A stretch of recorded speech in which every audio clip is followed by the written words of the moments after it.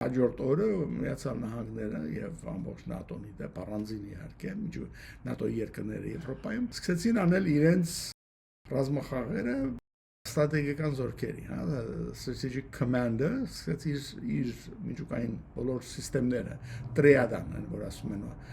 ցամաքային, օդային եւ ծովային միջուկային ամբողջ բաները փորձարկել այդ խաղը խաղալ, թե ով ինչ պիանի, միջուկային պատերազմի դեպքում ինչ պետք է արվի եւ նույնիսկ եթե հանգարց ինչ որ ձևով ռուսներին հաջողվի կամ որևէ շնամուն պոտենցիալ չինացիներին կապ չունի, իրենց կապը Սպիտակ տան հետ խզվի կամ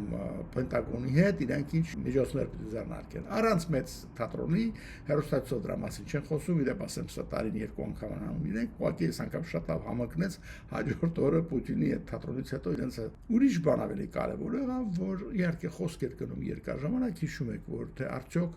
պիտի թույլ տան Ուկրաինային արտիլերով խփել Ռուսաստանի խորքը, ասենք, որ օբյեկտներին կարելի է խփել, որ ինչի կարելի դա պետք է սկզբում դա Թրամփը պիտի թույլ տար, միշտ ասում էր, չէ, Մոսկվային չի կարելի խփել օրինակի համար եւ այլն, այսպիսի բաներ։ Հետո դա անցավ